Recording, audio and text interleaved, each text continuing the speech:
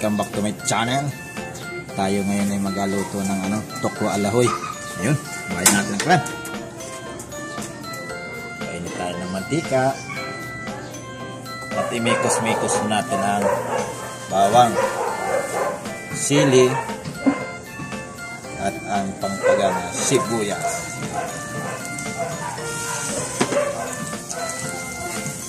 As mikos-mikos lang yan.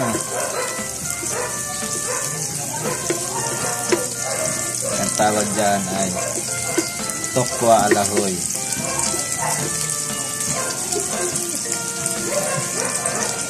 Guys, nakulo-kulo na. Ito ang mga ingredients natin. Kamuti, carrots,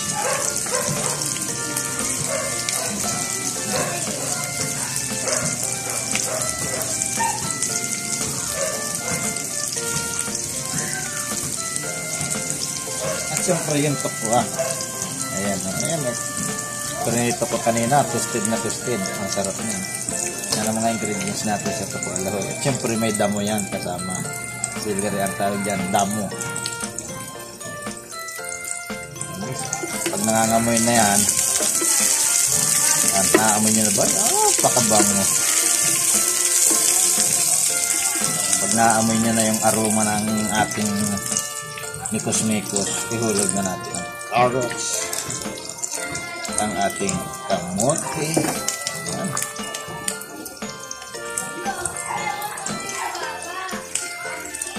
Guys, siyempre, mikos-mikos ulit.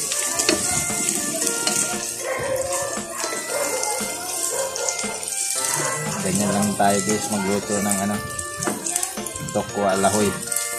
Simplihan lang natin. May pangmerienda na, may pangulam pa. At siyempre, lagyan natin ang pamintang durog yan nang lalong lumilam na.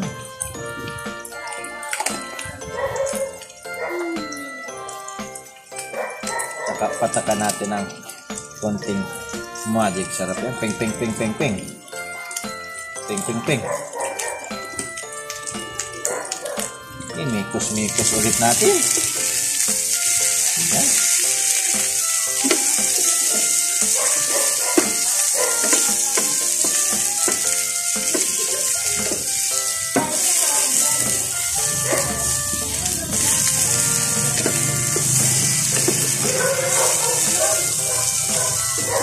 At siyempre, lalagyan natin ang Lawrence patis, ang pampaalat since 1973. Do tayo dito. Yan. Matik na.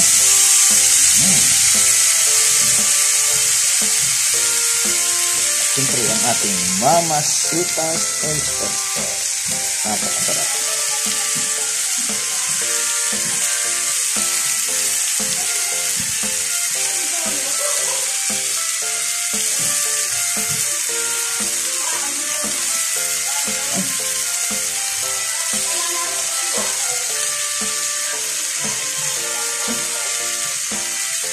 Mikos-mikos ulit natin.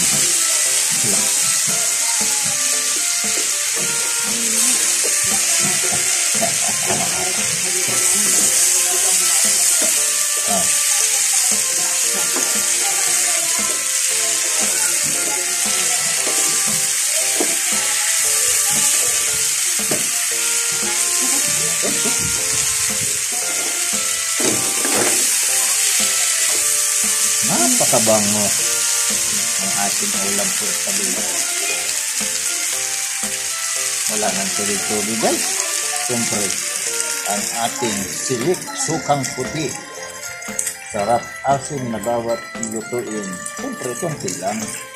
Sakali natin. Pangontra lang yan sa preservative.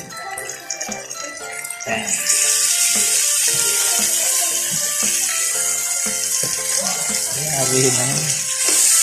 Kunting-mikos lang yan. Bago natin ihulog ang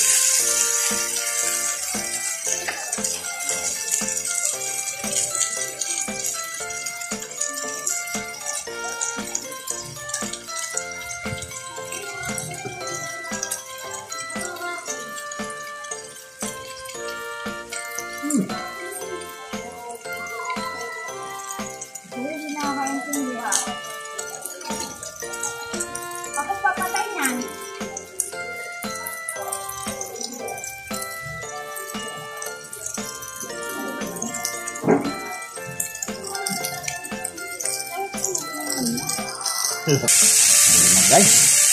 Siyempre, ihulog na natin ang ating tokwa.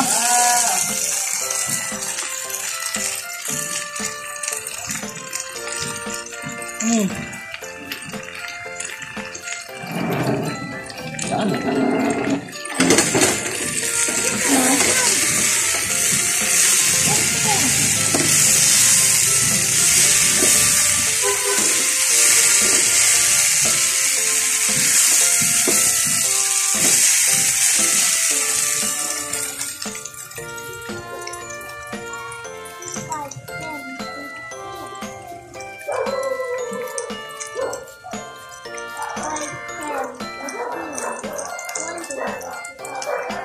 Mitos-mitos natin yan. Magagawa dito ang ating bukan.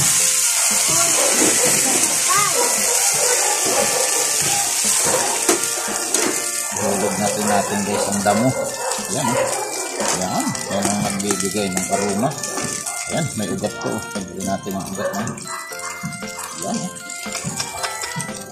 Yan. Napakasarap. Yan. Malapit na maluto ang ating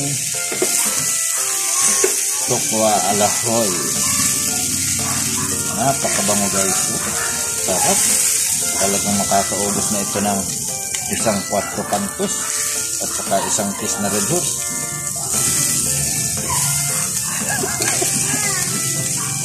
Yan mo guys. Pwedeng pang ulam, pwedeng pang merienda, at pwedeng pang pulutan.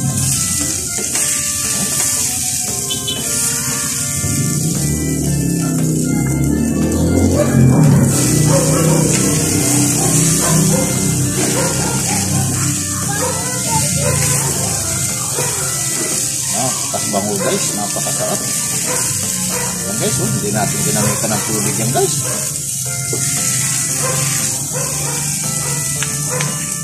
Pinaamoy nyo lang guys, napakabango. Labis dito guys, haluan ng tugi, tapos ibalot sa wrapper. Sarap. Tapos ito dahil wala tayong wrapper, wala tayong tugi, alahoy na lang gawin. Lutong alahoy yan. Ayan. Wala tayong sesame oil. Siyempre titikman ni master yan. Ayos. Ayan. Ayan guys, at luto na nga ang ating tokwa alahoy. Ayan na. At ito na nga guys ang finished product ng ating tokwa alahoy. Ayan na guys, oh. Napakabango, napakasarap. Hali na kayo. Dala na kayo ng 4 at saka at nang mapilagta ka na to. Yung 4 lang katapat niyan. Yum, yum, yum.